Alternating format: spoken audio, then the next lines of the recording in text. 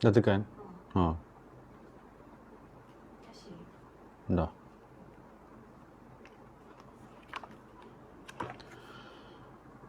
Bismillahirrahmanirrahim. Alhamdulillahirabbil alamin. Arrahmanirrahim. Maliki yaumiddin. Wassalatu wassalamu ala asyrafil anbiya'i wal mursalin wa ala alihi wa sahbihi ajma'in. Allahumma salli ala sayyidina Muhammad. Tibbil qulubi wa dawaiha wa sihhatil abdani wa shifaiha wa nuril absari wa dhiyaiha wa qutil arwahi wa ghizaiha wa ala alihi wa sahbihi wa barik wa sallim. Rabbi syrah li sadri wa yassir li amri wa hlul 'uqdatan min lisani yafqahu qawli. Wasaddid lisani wahdi qalbi bihaqqi sayyidina Rasulillah sallallahu alaihi wa ala alihi wa sahbihi wa baraka wa sallam. Allahumma inna nasta'udi'uka ma qara'nahu wa naqra'u fi hadzal majlis wa ma qablahu wa ma ba'dahu fahfaz 'alaina hatta taruddahu ilaina waqta ihtiyajina ilaihi ya arhamar rahimin. Allahumma 'allimna 'ilman warzuqna fahman hatta na'rifa kaifa nunajika ya rahman ya rabbal alamin. Allahumma salli ala sayyidina Muhammad salatan yatajaddadu biha sururuhu wa yatadha'afu biha huburuhu wa yashriqu biha ala qulubina nuruhu wa ala alihi wa sahbihi wa barik wa sallim. Rabbi zidni ilma wa wasi' fi rizqi wa barik li fima razaqtani waj'alni mahbuban fi qulubi ibadik wa 'azizan fi 'uyunihim waj'alni wajihan fid dunya wal akhirah wa minal muqarrabin. Waf'al kadzalika bi ahbabi abadan ya katsiran nawwal ya hasanal fi'al ya qa'iman bila zawal ya mubdi'an bila mithal falakal hamdu wal minnatu wasyarafu ala kulli hal. Wassallallahu ala sayyidina Muhammad wa ala alihi wa sahbihi wa baraka wa sallam. Alhamdulillah. Amma ba'd. Assalamualaikum warahmatullahi wabarakatuh. Pada tuan-tuan, puan-puan yang sudi meluangkan masa pada pagi ini untuk sama-sama kita mengisi masa kita dengan mengulang kaji hal ehwal perkara yang berkaitan dengan urusan agama kita dalam menghayati kehidupan bertuhan kepada Allah Subhanahu wa taala, sebagai hamba Allah Subhanahu wa taala. Baik, kita saya minta maaf hari ini terlambat sangat. Sepatutnya mula pukul 10 tadi, tertidur pula. Jadi kita nak sambung pada hadis yang ke-16 17, hadis yang ke-17 daripada kitab 40 hadis cinta pada kecintaan Allah Subhanahu wa taala, yang disusun oleh Al-Alim Ar-Rabbani Syekh Yusuf Muhyiddin Riq Al-Baqur Al-Hasani hafizahullah taala. Kita hadiahkan Fatihah kepada Rasulullah sallallahu alaihi wasallam, kepada pengarang kitab, kepada penterjemah kitab, dan kepada siapa sahaja yang terlibat dalam menghasilkan kitab ini. Begitu juga kepada ibu bapa kita dan ahli keluarga kita serta kenalan-kenalan kita, dan atas niat-niat yang baik, insya-Allah. Al-Fatihah. Bismillahirrahmanirrahim. Alhamdulillahirabbil alamin arrahmanir rahim maliki yaumiddin. Iyyaka na'budu wa iyyaka nasta'in. Ihdinas siratal mustaqim. Siratal ladzina an'amta 'alaihim ghairil maghdubi 'alaihim waladdallin. Bismillahirrahmanirrahim. Hadis yang ke-17. Tajuknya di sini, Allah Ta'ala mencintai orang yang berakhlak. Allah Ta'ala mencintai orang yang menyampai luaskan akhlak. Bismillah. Wa bihi la qala an wa bi sanadina muttasilun ila sahibil muallif wa nafa'na bi 'ulumi fi tariqina wa bihi la qala an Abdullah qala Rasulullah sallallahu alaihi wa ala alihi wa sahbihi wa baraka wa sallam, inna Allah qasama bainakum akhlaqakum kama qasama bainakum arzaqakum wa inna Allah yu'ti ad-dunya man yuhibbu wa man lam yuhibbu wa la yu'til imana illa man yuhibbu. Masya-Allah. Daripada Sayyidina Abdullah bin Mas'ud radhiyallahu anhu, beliau berkata, Rasulullah sallallahu alaihi wa ala alihi wasahbihi wa baraka wasallam bersabda, Sesungguhnya Allah Ta'ala telah membahagikan akhlak di antara kamu sebagaimana dia telah membahagikan rezeki di antara kamu. Sesungguhnya Allah Ta'ala mengurniakan dunia kepada hamba-Nya yang dicintai dan kepada hamba-Nya yang tidak dicintai. Akan tetapi dia tidak mengurniakan iman melainkan kepada hamba-Nya yang dicintai. Keterangan rezeki yang halal merupakan kurniaan Allah Subhanahu Wa Taala yang beserta keredaannya. Begitu juga rezeki dikurniakan akhlak yang mulia dan iman yang sempurna. Maka barang siapa yang Allah Ta'ala mengkehendaki baginya kebaikan, maka akan dikurniakan akhlak yang baik. Sedangkan akhlak yang baik merupakan tanda seseorang itu memiliki iman yang sempurna. Sebagaimana sabda Rasulullah sallallahu alaihi wasallam yang diriwayatkan oleh Sayyidina Abi Hurairah, akmalul mu'minina imanan ahsanuhum khuluqa. Orang mukmin yang paling sempurna imannya adalah yang paling baik akhlaknya. Sayyidina Tawus Ibnu Kaisah pernah mengatakan, inna hadhil akhlaq manaihu yamnahuha Allah azza wa jalla man yasha'u min ibadihi, fa idza arada Allah azza wa jalla bi 'abdin khairan manahahu minha khuluqan salihah. Allahu akbar. Sesungguhnya akhlak itu merupakan kurniaan Allah yang mana Allah Ta'ala kurniakan kepada siapa yang dikehendakinya daripada kalangan hamba-Nya. Sekiranya Allah Ta'ala menginginkan kebaikan terhadap seorang hamba, maka dia akan menggunakan akhlak yang baik kepadanya.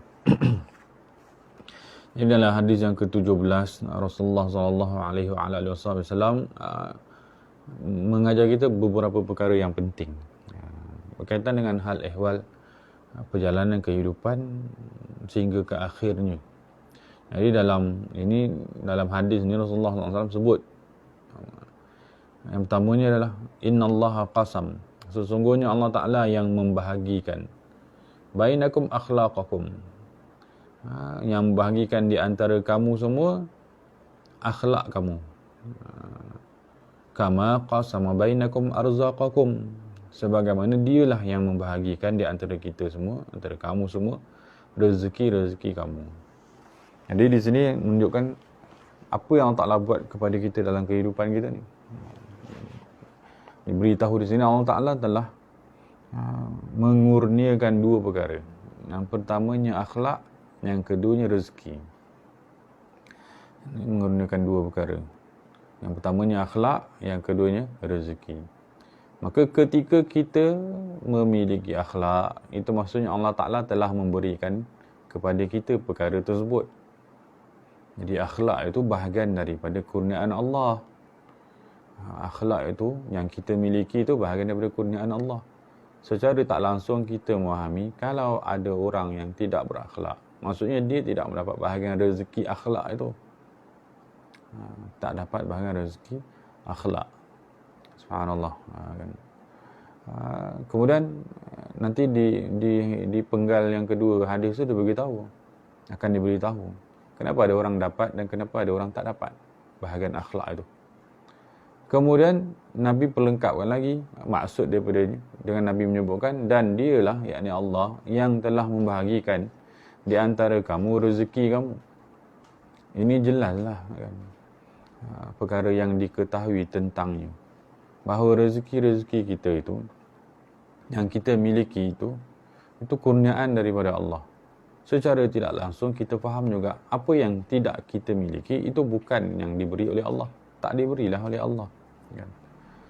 Jadi ketika orang, sebab tu ada kaedah kan, ulama sebut man syakka rizqahu, syakka razzaq, wa man aba rizqahu aba razzaq. Siapa yang syakka, siapa yang meragui hal ehwal rezeki dia, ada ke tak ada. Sebenarnya dia sedang syakka razzaqahu. Orang itu sebenarnya sedang meragui kemampuan Tuhan yang memberi rezeki. Sebab rezeki itu tak datang bergolek begitu saja kan. Tak ada istilah rezeki datang boleh. Rezeki datang diberi oleh Allah Subhanahu Wa Taala kerana dialah yang memiliki segala-galanya. Rezeki itu kan bahagian daripada milik Allah. Yang Allah Ta'ala beri kepada kita bukan kerana dia beri, bukan dalam makna dia memberi terus memberi, tak, dia memberi pinjam kan. Dia membuat kita memiliki perkara tersebut dengan makna dia meminjamkan kita kepada perkara tersebut. Jadi Allah Ar-Razzaq, itu Allah Ta'ala memberi rezeki. Memberi rezeki itu maksudnya memberi benda yang kita tak ada, lalu kita memiliki tu. Kalau tak ada, maksudnya belum diberi pula. Sebab tu siapa yang tak ada rezeki, jangan syak lagi dapat ke tidak, tunggulah dulu kan. Kalau kita daripada awal kita dah komplain, tak adalah, susah lah apalah, kita sebenarnya sedang komplain apa yang Allah Ta'ala nak buat pada diri kita tu. Sebab tu orang ramai susah sebelum disusahkan kan. Dia dah susahkan diri dia sebelum dia disusahkan secara takdir kan. Belum dapat dah fikir macam-macam dah, ni tak dapat lah, ni tak peluang lah nak dapat ni, siapalah saya. Udah melalut-lalut lah, akhirnya stres lah. Tapi kalau dia tunggu saja dengan harapan yang baik kan senang. Sebab ada orang merungut-rungut, kemudian Allah Ta'ala bagi. Kalau dia sabar sikit saja. Tapi kebanyakan manusia ni tak sabar, lalu dia menyusahkan diri dia dengan sangkaan-sangkaan dia kepada diri dia dan kepada kekuasaan Allah SWT. Sebab tu Syekh kita selalu ulang, ada orang yang merasa susah sebelum disusahkan. Sebenarnya dia tak susah pun, tapi dia banyak fikir yang bukan-bukan sehingga dia menyusahkan diri dia sendiri. Akhirnya dia susah. Dia kata, wahai Allah, kenapa kau uji aku begini? Sedangkan Allah Ta'ala tak uji dia pun begitu. Tapi dia bersangka-sangka dengan sangkaan dia yang bukan-bukan, lalu dia merasa sempit dengan sangkaan dia dan dia menyusahkan diri dia sendiri. Itu berkaitan dengan rezeki lah, panjang cerita tu. Tapi dalam hadis ni nak bagi tahu, bahagian daripada rezeki yang Allah Ta'ala guna kepada kita adalah akhlak. Akhlak.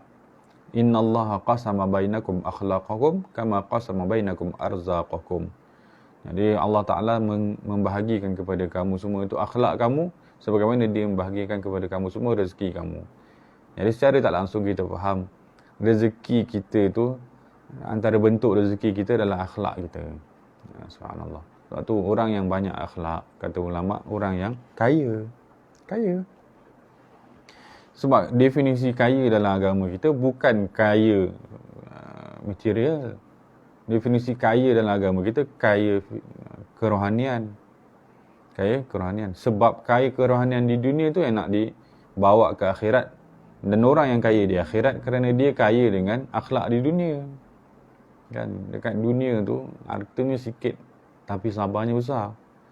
Lalu dengan kesabaran yang besar tu kan, dibawa ke akhirat jadi asbab dapat syurga yang besar pula. Jadi macam ni dapat syurga, macam ni dia kaya dekat akhirat dengan kekayaan yang luar biasa tu? Sebab dia mengkayakan dirinya dengan sabar yang besar di dunia tu. Tapi sabar tu pun kurniaan daripada Allah. Jadi ulama kita selalu ajar kita positif kan. Siapa yang Allah Ta'ala bagi dia akhlak, maka dia orang yang senang. Di dunia tidak merungut, dia kaya, di akhirat kaya dengan kekayaan material. Subhanallah. Kemudian ada sebab kenapa Allah Ta'ala akhlak tu, ada sebab orang dapat akhlak. Jadi itu dalam ayat yang kedua dalam hadis ni. Wa innallaha yu'ti ad-dunya may yuhib wa man lam yuhib. Sesungguhnya Allah Ta'ala itu mengurniakan dunia tu maksud rezeki fizikal tu lah. Harta, pangkat, darjat, anak pun termasuk kan. Allah Ta'ala menggunakan dunia kepada hamba-Nya yang dia cintai dan pada hamba-Nya yang tidak dicintai. Maka kita tak dapat nak ukur kedudukan kita di sisi Allah kalau kita berdasarkan harta. Sebab tu kaedah salah kan hari ni. Orang memuji orang kaya. Orang menganggap orang kaya tu orang yang berjaya, ataupun definisi berjaya adalah kaya. Tak betul. Sebab Allah Ta'ala, Nabi sebut sini, Allah Ta'ala bagi kepada orang yang kaya tu, Allah Ta'ala bagi kekayaan tu kepada orang yang dia cintai dan orang yang dia tidak cintai. Sebab tu kita tak boleh nak beza orang ni, orang yang dicintai. Kita tak dapat nak belajar. Sebab tak ada kayu ukur yang jelas daripada harta tersebut. Tak nampak. Sebab dua-dua yang Allah Ta'ala suka dapat, Allah Ta'ala tak suka pun dapat. Tapi kita ni nak belajar macam mana jadi golongan yang dicintai oleh Allah. Maka Nabi lanjutkan hadis tu, wala yu'tal iman illa man yuhib. Yang dia tidak menggunakan iman melainkan kepada hamba-Nya yang dicintai. Maka kita belajar di situlah. Jangan menilai manusia dengan harta, tapi menilai manusia dengan jiwa dia. Iman lah. Iman tu kan jiwa kan. Jadi macam mana nak menilai orang itu ada iman? Maka dalam keterangan dekat belakang tu dilanjutkan, penilaian iman itu adalah pada akhlak yang mulia.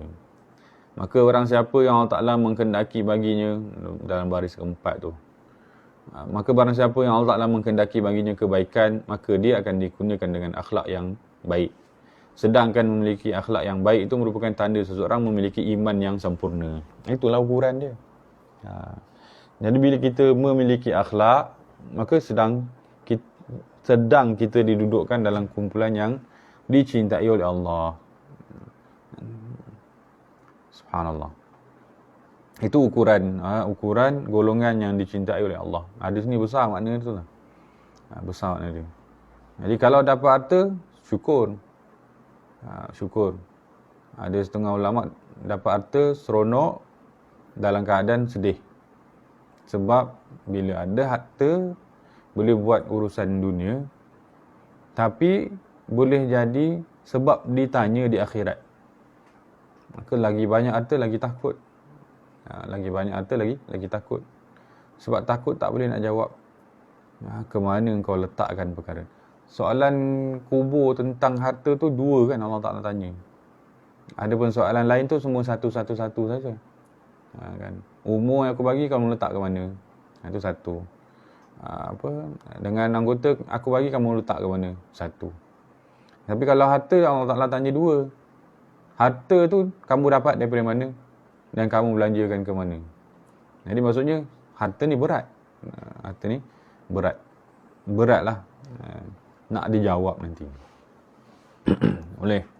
Jadi itu tentang golongan yang dicintai oleh Allah. Antaranya adalah golongan yang berakhlak. Jadi akhlak ni kata ulama mendapatkannya dua jalan. Satu, kurniaan daripada Allah. Yang kedua, diusahakan untuk diusahakannya dalam diri. Maksudnya orang yang kalau dia kedekut, dia mintalah kepada Allah moga dibagi sifat pemurah. Kemudian dia usahakan untuk jadi pemurah. Usahakan jadi pemurah. Waktu nak bagi paling susah itulah momen dia bagi. Waktu rasa nak bagi paling sikit, maka itulah ketika dia bagi paling banyak. Itu diusahakan. Dilatih. Sebab akhlak tu dia ada peringkat dia. Dibuat-buat lalu jadi tetap kan. Sebab tu orang buat sabar tu dapat belajar tentang sabar. Akhirnya insya-Allah ada sabar. Yang penting dia minta kepada Allah. Kerana sabar tu milik Allah. Boleh. Itu golongan yang cintai oleh Allah yang memiliki akhlak, yang dikurniakan akhlak kepadanya. Jadi orang yang berakhlak itu patut gembira kerana dia dalam golongan yang dicintai oleh Allah. Kemudian hadis yang ke-18. Wa bihi qala an Abdullah bin Mas'ud yarfa'uh qala Rasulullah qala ar-rasulu sallallahu alaihi wa alihi wasallam salah satun yuhibbuhumullah rajulun qama minal lail yatlu kitab Allah wa rajulun tasaddaqa bi sadaqatin yukhfiha min shimalih wa rajulun kana fi sariyatin fanhazama ashabuhu fastaqbala al-adu. Daripada Sayyidina Abdullah bin Mas'ud radhiyallahu anhu secara marfu'. Marfu' ni maksud secara hadis tu dinisbah kepada Rasulullah sallallahu alaihi wasallam. Dinisbahkan kepada Rasulullah sallallahu alaihi wasallam. Beliau berkata bahawa Rasulullah SAW telah berkata. Macam tu. Beliau ni Sayyidina Abdullah bin Mas'ud berkata bahawa Rasulullah SAW telah bersabda. Sebab hadis ni daripada Rasulullah. 3 golongan yang dicintai oleh Allah. 3 golongan. Ini bonus ni dalam satu hadis ada bagi tahu 3 terus. Yang pertamanya adalah rajulun. Dalam ni kata rajulun seorang lelaki. Dalam setengah syarahan rajulun ni maksud seorang manusia. Setengah syarahan ataupun terjemahan rajulun maksudnya seorang manusia. Seorang mukmin yang berjaga malam lalu membaca kitab Allah. Rajulun qama minal lail, bangun mina tu maksudnya di sebahagian malam, minal lail. Yatlu kitab Allah. Apa yang dia buat bangun malam tu? Dia membaca kitab Allah. Baca Al-Quran. Tu golongan pertama yang dicintai oleh Allah. Dia bangun malam, dia tak bangun sepenuh malam pun, dia bangun sebahagian malam. Sebahagian malam pun bukan separuh, sebahagian. Boleh jadi sebahagian kecil dia daripada malam. Kita dah bahas kenapa malam. Kenapa malam? Kerana malam tu malam terkumpul jiwa dengan satu perkara. Yang ini meninggalkan keinginan diri dia untuk memenuhi keinginan Tuhannya. Jadi orang yang jujur dalam beriman kepada Allah, ada orang yang menghidupkan malam. Itu ukuran. Tak payah tengok orang lah. Tengok dia. Kalau jujur kita beriman kepada Allah, jujur kita kepada Allah, sayang kita kepada Allah, maka ada bahagian malam tu yang kita peruntukkan untuk memenuhi keinginan Allah. Malam ni antara dua saja. Memenuhi keinginan diri sendiri dengan tidur dan rehat, atau memenuhi keinginan Allah dengan bangun beribadah. Jadi ukuran kita nak penuhi keinginan diri kita atau kita nak penuhi keinginan Allah, itu bergantung pada bagaimana keadaan hati kita. Jadi beruntung sangat jadi satu kecemburuan bagi orang yang ingin bangun malam tak dapat bangun malam, cemburu kepada orang yang dapat bangun malam. Apa yang dia buat pada waktu malam tersebut? Yaslu kitab Allah. Dia membaca kitab Allah, baca Quran. Jadi membaca Al-Quran ni, membaca Al-Quran ni, membacalah makna membaca. Yatlu tu maksud dia membaca, tilawah. Tak bermaksud mengaji, tak bermaksud mendalami, tak maksud.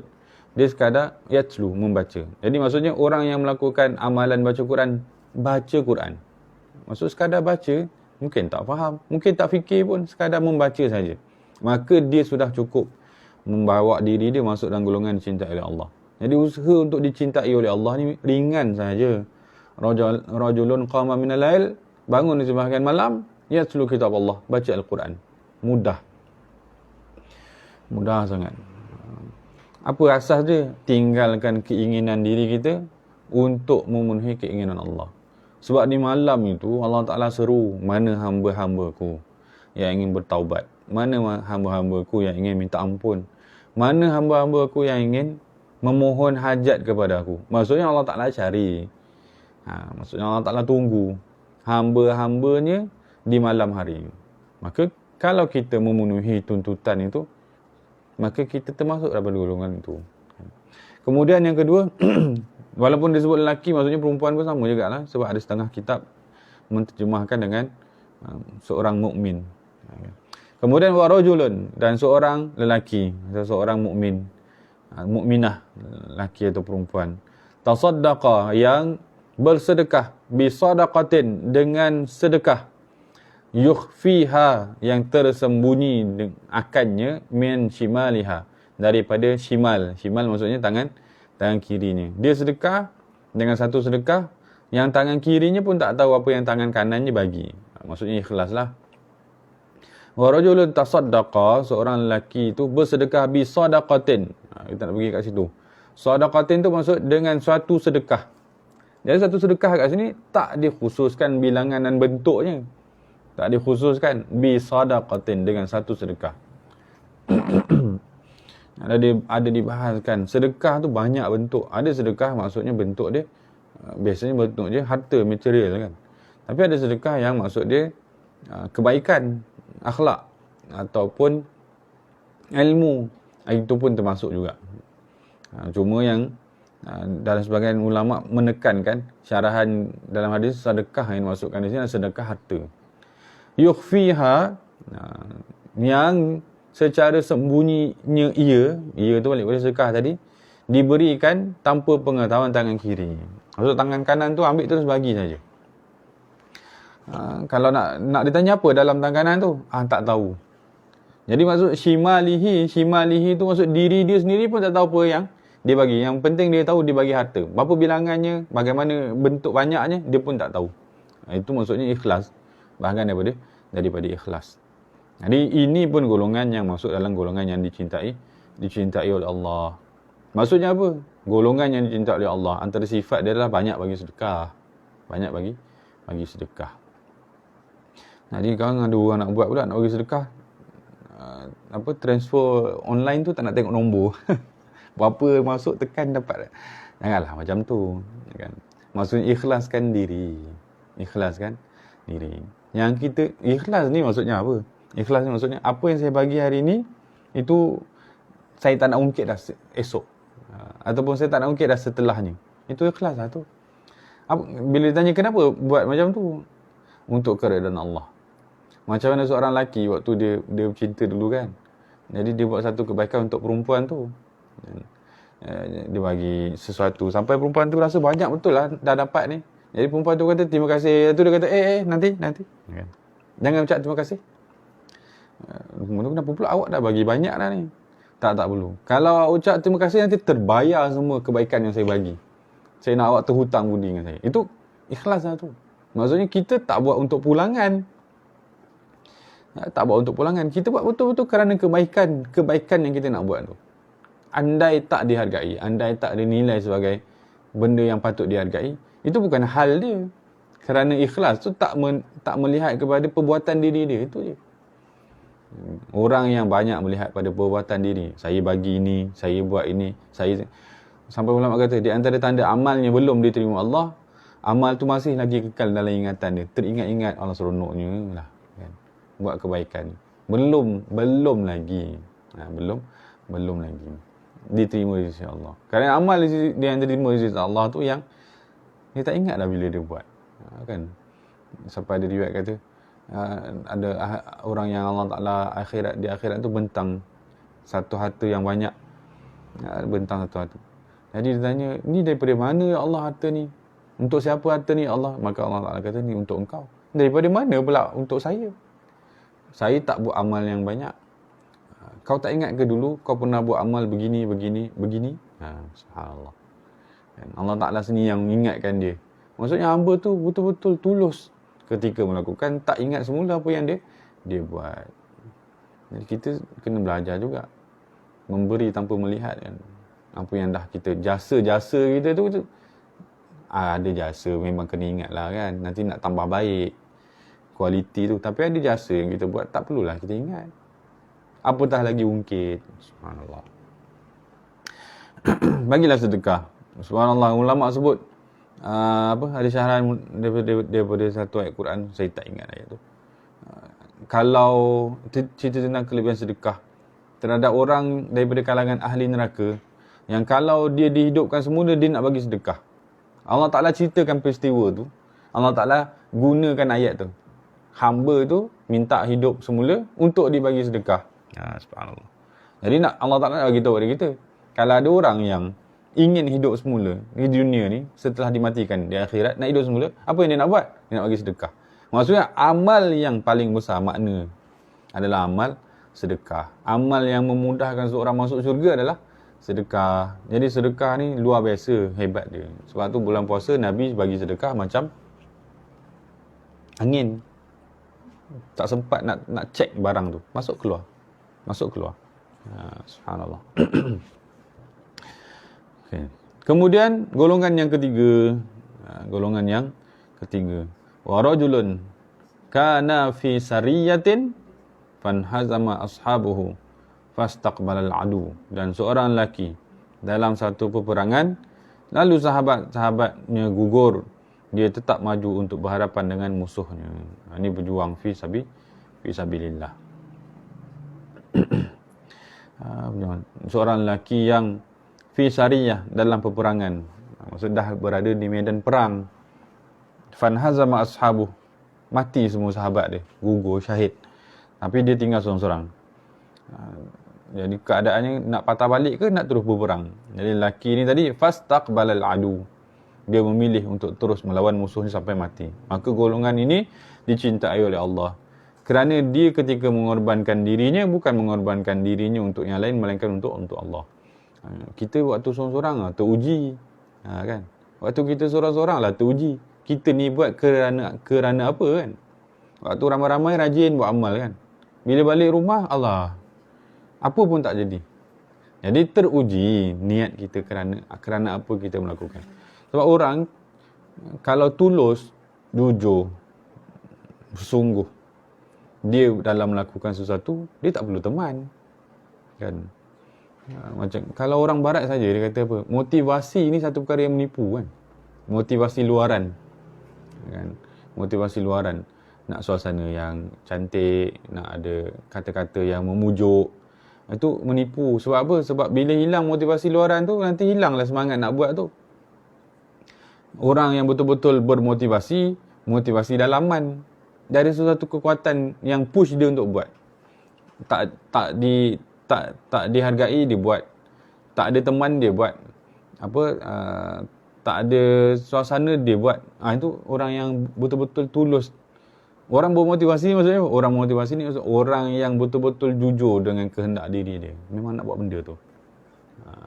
Jadi Allah Ta'ala menilai kita, kekuatan diri kita kepada akhlak, kepada hati. Subhanallah. Apa syarahan dia sebelah ni? Dia kata, sekiranya Allah Ta'ala mencintai kepada seseorang hamba Allah, maka Allah Ta'ala akan mengurniakan baginya taufik. Taufik, bimbingan.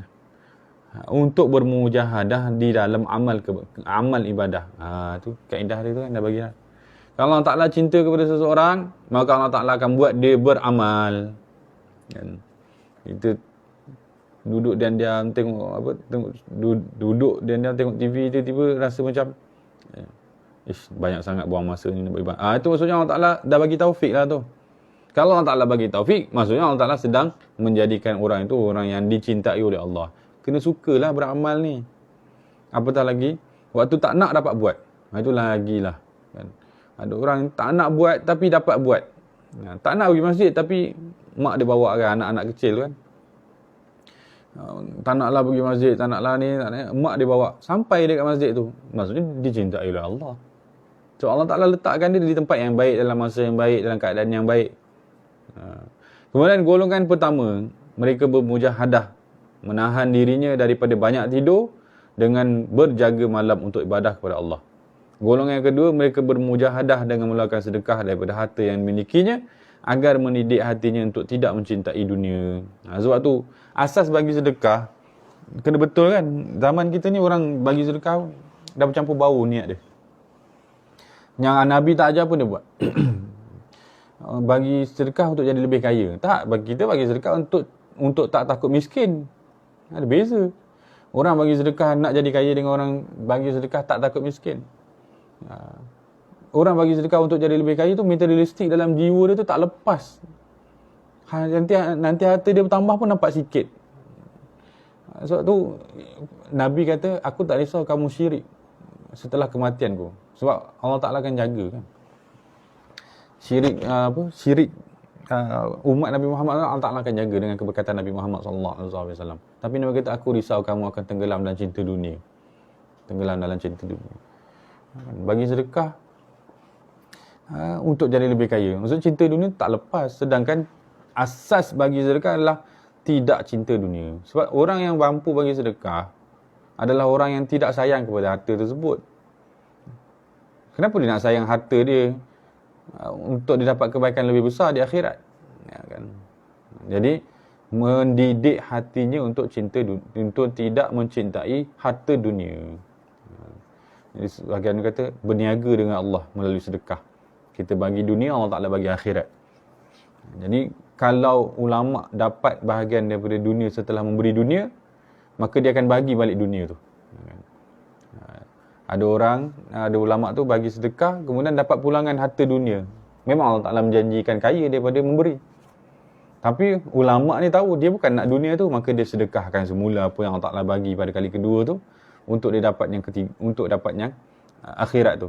Tiba datang balik yang ketiga pula. Kan? Sebab dah beri nombor 2, di Allah Ta'ala ganti dengan nombor 3. Sebab harta dunia tu macam tu.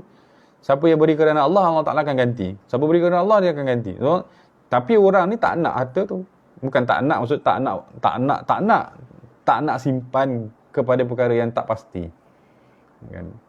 Rukun menyimpan ni kata ulama, nak simpan harta kan. Rukun menyimpan ni mesti ada sebab. Tak boleh simpan sebab takut miskin esok. Itu tak betul. Sampai Syekh kita bagi kaedah pengalaman ulama dulu. Siapa yang menyimpan sebab takut hilang, maka Allah Ta'ala akan ambil harta tu dalam keadaan terpaksa dia berikan. Kan? Simpan, tak tahu sebab apa simpan, tapi nak simpan dulu, takut apa jadi esok. Takut jadi esok, Allah Ta'ala jadikan dia sakit, lalu dikeluarkan harta dia. Jadikan hartanya rosak, lalu dia keluarkan harta dia. Dia terpaksa keluarkan harta dalam keadaan sakit. Sakit hati dia menahan. Tapi siapa yang memberikan dalam keadaan rela, maka Allah Ta'ala ganti dengan lebih banyak. Tapi orang ni tahu dia tak nak harta tu, maka dia keluarkan semula harta tu. Jadi harta dia tu berjalan macam air. Masuk keluar. Subhanallah. Jadi orang ni dah mendidik hatinya. Dan kita nak didik hati kita macam tu. Sebelum kita, sampai ulama aja, kalau kita rasa sedekah kita banyak, kita tengok apa yang kita simpan. Kalau kita simpan lebih banyak, maksud sedekah kita miskin. Sedekah kita sedikit. Sedekah kita sedikit. Kadang-kadang bukan nilai dia pada angka kan, tapi nilai dia kepada nisbah. Yang disimpan lebih banyak, maksudnya bagi tu sedikit. Belum lagi hilang rasa cinta dunia tu. Itu kaedah lah ulama bagi. Saya boleh cerita je lah, buat pun belum. Kemudian yang ketiga, bahkan menyembunyikan sedekahnya daripada pengetahuan orang lain agar terpelihara daripada riak dan sum'ah. Kemudian golongan yang ketiga, mereka bermujahadah untuk mengorbankan nyawa mereka di medan perang melawan rasa takut kepada mati. Takut mati ya. Takut mati. Suruh ambil vaksin takut mati. Janganlah takut mati. Kalau kita takut mati, kita kena tahu kenapa kita takut mati tu. Kena jelas kenapa takut mati. Sama macam kita tak nak bagi harta tadi lah, kita kena jelas kenapa kita tak nak bagi. Kalau takut mati sebab nak menikmati lagi banyak dunia, kita sedang bermain-main dengan nikmat akhirat. Janganlah kan. Tapi kalau takut mati kerana rasa tak cukup amal, tu tak apalah. Tapi lepas rasa takut tu masih tak beramal, itu luar biasa pula. Saya tak nak mati lagi sebab amal saya tak banyak. Kemudian buat apa? Tengok TV lagi. Tu letih lah. Ni tak faham ni pandai cakap ni. Bahaya. Sebab takut nanti mati dalam keadaan tak bersedia. Orang yang takut mati sebab tak banyak amal, nampak dia akan memperbanyakkan amal dia. Mati pun kemungkinan dalam amal, insya-Allah. Sebab dia tahu dia akan mati. Tapi mati kalau takut mati sebab cinta dunia, Allah Akbar. Banyak mati terkejut lah. Banyak mati terkejut. Akhir zaman ni, antara tanda dia kata ulama adalah ramai orang mati mengejut. Semalam ada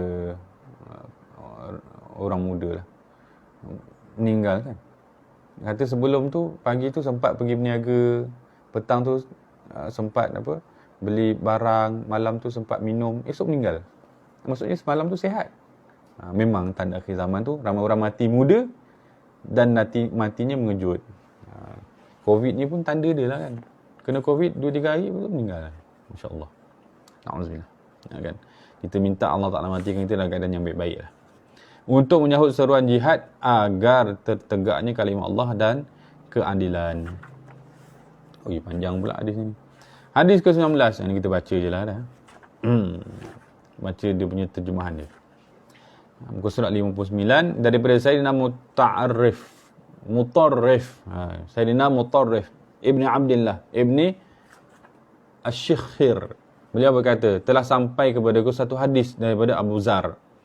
Adalah aku lebih menyukai untuk mendatanginya dan aku pun bertemu dengannya. Maksudnya kalau nak belajar, jumpalah guru. Sebab ilmu ni diwarisi daripada jalan berguru. Kalau ambil ilmu daripada buku, itu ambil maklumat, tak ambil ilmu. Ilmu ni kena faham, dia datang dengan kefahaman dan keberkatan. Itu package. Tapi jalannya satu, melalui belajar dengan berguru. Kalau kita ambil ilmu, takut kita ada pengetahuan tapi kita tak ada keberkatan. Ramai orang ada ilmu banyak tapi amal sikit. Itu saja antara sebabnya kata ulama hilang berkat. Sebab kadang-kadang kekuatan kita melakukan amal itu kerana pernah melihat guru kita beramal. Teringat momen-momen dulu tu, Syekh tu buat begitu. Jadi bila pernah tengok, itu keberkatan yang Allah Ta'ala sampaikan kita daripada ilmu yang diamalkan. Sebab kita nak tengok macam mana nak buat. Bukan kita nak sekadar tahu. Orang boleh beli pen Al-Quran tu, dengar pen tu baca kan. Tapi belum tentu boleh buat. Bila boleh buat tu? Bila kita tengok mulut guru kita mengulang-ulang perkataan tu. Itu kan luar biasa. Jadi kita belajar daripada melihat, bukan belajar daripada baca. Jadi ilmu ni kalau nak dapat, kena ambil daripada orang dia. Siapa yang menghina orang alim, maka sebenarnya dia sedang memutuskan diri dia daripada jalan dapat ilmu dan keberkatan tu. Kan? Macam semalam video apa, orang orang inilah merendah-rendahkan orang alim. Buruk orang alim masih baik lagi sebab dia ada ilmu untuk bertaubat. Tapi buruk orang awam boleh jadi satu kehinaan bagi dia. Kalau dia dah lah tak ada ilmu, dia tak ada bimbingan pula. Na'udzubillah. Jadi hati-hati dalam merendahkan orang berilmu. Dan hati-hati daripada rasa berbangga dengan kejahilan. Saya kalau tak ada ulama pun boleh. Janganlah macam tu. Allah Ta'ala tu Al-Alim, yang maha mengetahui. Takkan disembah kepada Allah oleh orang jahil. Bahkan ulama kata takkan diterima pun amal orang jahil. Jadi maksudnya orang jahil ni kedudukannya rendah sangatlah dalam agama kita ni. Tiba-tiba ada orang kata saya kalau tak ada ilmu pun boleh hidup. Memang boleh hidup, tapi tak boleh selamat ke akhirat. Jadi sahabat ni kata Sayyidina Mutarif, aku datang kepada Sayyidina Abu Zar untuk mengambil ilmu tersebut. Lalu aku pun berkata kepadanya, wahai Abu Zar, telah sampai daripadamu satu hadis. Jadi sahabat ni, Sayyidina Mutarif ni, dia mendengar ada riwayat Abu Zar kata begini. Jadi dia tak puas hati sebab dengar pada orang. Jadi dia pun terus pergi kepada Abu Zar. Jadi wahai Abu Zar sahabat Nabi SAW. Aku dengar daripadamu, ada orang sebut satu hadis yang menyebabkan aku suka untuk bertemu denganmu. Jadi aku tak nak dengar saja, aku nak tahu daripada mulut engkau sendiri. Dan supaya aku dapat bertanya kepadanya tentangmu. Jadi orang yang korban masa dia untuk jumpa guru itu luar biasa. Sebab itu dimuliakan. Kalau tak ada cerita-cerita macam ni. Cerita tentang semangat orang tinggalkan masa yang dia nak buat dengan perkara lain kepada pergi menuntut ilmu, belajar. Maka beliau berkata, sesungguhnya engkau telah bertemu, maka tanyalah. Dah datang ni tanyalah. Maka Mutarrif berkata, aku bertanya, telah sampai kepadaku bahawa engkau telah berkata, aku telah mendengar Rasulullah SAW telah bersabda, 3 golongan yang dicintai oleh Allah dan 3 golongan yang dimurkai oleh Allah. Maka beliau pun menjawab, ya, tidak mungkin aku berbohong terhadap kekasihku Muhammad SAW. Sifat orang alim ni yakin dengan apa yang dia dapat daripada guru dia. Apa yang dapat daripada guru dia. Jadi orang alim yang meyakini ilmu dia adalah orang alim yang meyakini sanad kepada ilmu dia tu. Dia bukan teka-teka ni, fikir-fikir dapat, tak ada. Ini betul-betul dapat daripada warisan. Maka orang alim berbangga dengan guru dia. Kerana guru dia sampai kepada Rasulullah SAW. Sebab tu orang menghina ilmu, senang menghina Rasulullah yang sampaikan ilmu tersebut. Hati-hatilah gitu. Kan? Antara pendidikan awal dalam keluarga adalah jadikan anak-anak tu cinta pada ulama. Kan? Kalau dibesarkan tanpa cinta pada ulama, memang merendahkan ulama. Na'udzubillah. Kemudian mustahil aku berbohong kepada kekasihku Muhammad SAW. Asas kepada mengingati sesuatu yang disampaikan oleh Rasulullah adalah jadikan Rasulullah sebagai kekasih. Sebab orang bila dah saling cinta mencintai, setiap kalamnya akan diingati kan. Ingat dulu momen kita pergi dating kat sini, awak cakap macam ni. Suami tu jenuh fikir, apa benda lah cakap dulu. Isteri tu nak ingat kan? Awak tak ingat. Memang macam tu lah. Cinta nafsu. Tapi kalau cintanya daripada jiwa betul-betul murni, maka setiap perkara. Sebab tu kita kadang-kadang baca hadis, kita jadi macam mana sahabat ni boleh ingat ucapan Rasulullah yang panjang-panjang tu kan. Apa dia punya rahsia dia? Maka ulama beritahu rahsia adalah cinta. Sebab orang bila cinta, maka semua akal jiwa dia untuk kekasih dia. Takkan dia hafal perkataan yang lain, bukan perkataan kekasih dia. Jadi kita dalam nak hafal Al-Quran ataupun nak hafal hadis, maka jadikan cinta kita kepada perkara tu sepenuhnya. Kan? Kalau kita boleh ingat perkara lain banyak, maksudnya perhatian kita kepada perkara tu tinggi. Kan? Kita boleh ingat nombor telefon anak-anak kita atau nombor telefon ibu bapa kita berbanding nombor telefon kawan-kawan kita. Sebab biasalah tu kita sayang pada keluarga kita lebih. Ini kaedah nak menghafal sesuatu. Kemudian disebutkan terhadap 3 perkara yang baginda Nabi SAW sebutkan. Mutarif berkata, aku bertanya, siapakah 3 golongan yang dicintai oleh Allah itu? Maka beliau menjawab, seorang lelaki yang berperang di jalan Allah dengan penuh berani. Yang disebutlah tadi. Dan berharap kepada Allah, lalu bertemu dengan musuh. Berharap kepada Allah maksudnya bercita-cita untuk mati fisabilillah. Dan moga-moga Allah Ta'ala kabulkan. Kan? Itu harap. Sama macam kita keluar fisabilillah menuntut ilmu, tujuan kita pergi tu untuk harap dapat kasih sayang Allah. Bukan dapat pulangan dunia dulu. Saya pergi belajar ni untuk jadi pandai. Boleh. Tapi ke belakang kan untuk jadi pandai tu. Saya buat ni kerana Allah. Sebab kalau mati pun Alhamdulillah dapat Allah. Kan? Kemudian seorang lelaki yang berperang fisabilillah dengan di jalan Allah dengan penuh berani dan berharap kepada Allah. Lalu bertemu dengan musuh. Lalu dia berjuang sehinggalah gugur. Mati syahid. Kamu semua akan mendapatinya dalam kitab Allah. Inna Allah yuhibbul lazina yuqatiluna fi sabilihi saffa. Sesungguhnya Allah Ta'ala mengasihi orang yang berperang untuk membela agamanya dalam barisan yang teratur rapi. Begitu juga seorang lelaki yang memiliki jiran yang menyakitinya. Subhanallah. Nabi sebut ni. Maksudnya dunia ni antara peristiwa yang akan dia lalui adalah memiliki jiran yang menyakiti. Itu fitrah, sunnah dunia. Kita tak akan dapat apa yang kita nak. Kadang-kadang Allah Ta'ala akan uji kita daripada orang yang paling dekat kita, yang ni jiran kita. Akan tetapi dia tetap bersabar terhadap perbuatan jiran itu, sehingga dia berharap agar Allah Ta'ala mencukupkan, ini menghentikannya dengan kematian ataupun semasa hidup. Dia harap kalau Allah Ta'ala tak matikan orang tu, Allah Ta'ala matikan saya. Tapi selagi saya hidup, maka selagi saya hidup atau selagi dia hidup, maka saya akan menempuhnya dengan kesabaran. Apa balasan daripada perbuatan ni? Dicintai oleh Allah. Dicintai oleh Allah. Jadi maksudnya setiap peristiwa yang menyusahkan kita di dunia tu, itu jalan dicintai oleh Allah. Jangan merungut dengan kesusahan. Kan? Itu budak-budak kecil lah. Orang dewasa merungut dengan kesusahan tu. Tak faham. Dunia ni sementara saja. Perjalanan ini adalah perjalanan ujian. Macam orang Yalah, banyak sangat bebel maksudnya habis. Kemudian serta seorang lelaki yang berpergian dengan satu kaum sehingga mereka merasa penat dan mengantuk. Lalu mereka beristirahat pada penghujung malam, akan tetapi dia tetap bangun berwuduk dan menunaikan solat. Dia musafir ramai-ramai, yang lain tu tak larat nak bangun. Ada seorang tu tetap usaha juga bangun. Dia wuduk, kemudian dia solat. Maka ini orang yang mujahadah, meninggalkan keinginan diri dia, keletihan diri dia untuk memenuhi ibadah dia kepada Allah. Mujahadah lah, orang lain semua rehat kan. Dia bangun buat qiyamul lail. Ini golongan yang cinta. Mutarif berkata, aku bertanya kepadamu, siapakah 3 golongan yang dimurkai oleh Allah? Maka beliau menjawab. Beliau ni maksudnya Abu Zar. Yang pertama adalah orang yang membanggakan diri lagi sombong. Dengan apa? Dengan kelebihan yang ada pada diri dia. Yang mungkin bukan kelebihan pun. Kan?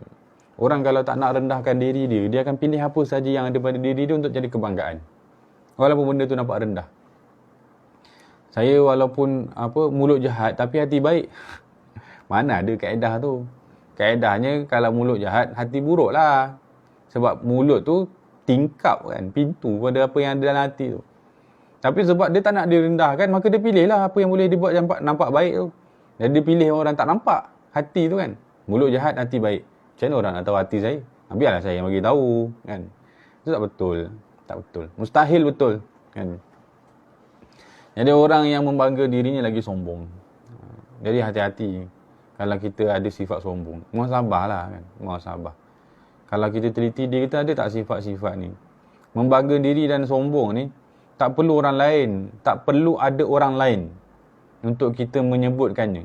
Cukup kalau kita duduk seorang diri kita, kita membangga-bangga diri kita banding orang lain. Saya ni kalau diri saya ni luar biasa tu, masya-Allah. Orang lain je tak tahu. Duduk seorang-seorang tu. Malaikat pun pening tengok dia. Apa halah budak ni? Hati-hati. Kemudian kita semua mendapatinya dalam Quran. Sebagaimana Allah Ta'ala menyebutkan, innallaha la yuhibbu kulla mukhtalin fakhur. Sesungguhnya Allah Ta'ala tidak suka kepada orang-orang sombong, takbur lagi membangga diri. Allah Ta'ala jelas bagi tahu tu. Yang kedua, begitu juga terhadap orang yang bakhil, lagi mengungkit pemberiannya. Ini pun orang yang akan dapat penghinaan daripada perbuatannya. Bakhil, tak nak bagi. Tapi bila bagi mengungkit pula. Hati-hati. Saya dah banyak dah bagi ni. Kalau bukan sebab saya bagi, tak hidup tempat ni. Hati-hati. Dia boleh cakap sekarang tapi nanti dia tanggung kesusahannya di akhirat. Serta seorang peniaga atau pembeli yang sering bersumpah. Wallahi, demi Allah, ini bagus ni, apa barang ni.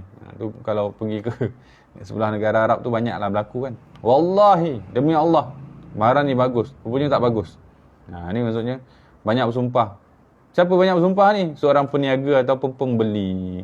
Demi Allah, saya akan beli. Kan? Wallahi, tak jadi. Tak jadi beli. Jadi dia bersumpah agak. Main-main sumpah lah.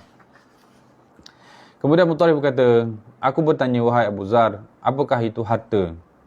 Maka Abu Zar menjawab, harta adalah apa yang kita miliki daripada lembah dan unta, bermakna dengan memiliki lembah, maka urusan menternak akan menjadi mudah. Maka Mutarif berkata, aku bukan bertanya tentang itu. Yang pertamanya, Abu Zar jawab dari sudut makna yang senang difaham. Harta tu apa? Harta tu macam lembah. Harta yang kau memiliki lembah untuk menternak unta. Maksud harta tu material lah. Jadi Mutarif ni orang bijak. Dia kata, aku bukan nak tanya tentang tu. Aku bertanya tentang timbunan harta dan perak. Maka Abu Zar menjawab, apa yang berpagi-pagi tidak akan kekal hingga ke petang. Dan apa yang berpetang-petang tidak akan kekal hingga ke waktu pagi. Maksudnya, harta tu adalah apa yang kita beri. Harta kita adalah apa yang kita beri. Bukti dia, apa yang ada pada waktu pagi, petang dah tak ada. Maksudnya dia memberi lah tu. Dan apa yang kita dapat pada waktu petang, esok pagi dah tak ada sebab kita memberi juga. Jadi nilai kita adalah nilai akhirat. Kehilangan kita di dunia ni untuk digantikan di akhirat. Jadi orang yang hartanya di dunia tak banyak sebab memberi, maka sebenarnya sedang membanyakkan hartanya di akhirat. Nabi ada sebut, siapa di kalangan kamu yang cinta kepada harta warisnya? Tanya kat sahabat. Sahabat berkata, Rasulullah, adakah orang cinta harta waris? Ya kan, secara akal, cinta harta waris maksudnya bukan cinta harta sendiri. Nabi kata ada. Siapa dia Rasulullah? Orang yang menyimpan lalu meninggal. Orang yang diberi peluang untuk buat kebaikan dengan hartanya, tapi dia tak buat kebaikan tersebut sebab dia ingin menyimpan hartanya untuk hari esok, lalu dia meninggal. Harta yang disimpan tu jadi harta waris. Malanglah orang tu. Kan? Kemudian Mutarif berkata, aku bertanya, apakah yang berlaku di antara engkau dan saudaramu kaum Quraisy? Maka beliau menjawab, demi Allah, aku tidak akan meminta daripada mereka akan dunia, dan aku tidak meminta fatwa mereka dalam urusan agama Allah, sehinggalah aku kembali menghadap kepada Allah dan Rasul 3 kali beliau mengulanginya. Nah, dalam keterangan di sini disebutkan hadis ini mengandungi nilai yang besar terhadap 3 sifat yang sepatutnya dimiliki oleh seorang mukmin dan 3 sifat yang sepatutnya didahului oleh orang muslim. Adapun 3 sifat yang sepatutnya dimiliki itulah berani menghadapi musuh, sabar menghadapi perbuatan buruk orang lain, dan juga bermujahadah untuk beribadah kepada Allah pada waktu malam di saat manusia lain sedang tidur walaupun dia sedang dalam permusafiran. Adapun 3 sifat yang sepatutnya dijauhi oleh seorang muslim adalah bersifat sombong, kedekut, bahkan suka mengungkitkan pemberian dan juga suka bersumpah. Wallahu a'lam. Kita tangguh di sini. Nanti kita sambung pada hadis yang ke-20 minggu depan Isnin, kalau Ustaz Wahmi buat kelas lagi lah. Wassallallahu ala sayyidina Muhammad wa ala alihi wa sahbihi wa baraka wa sallam. Alhamdulillahirabbil alamin. Assalamualaikum warahmatullahi wabarakatuh.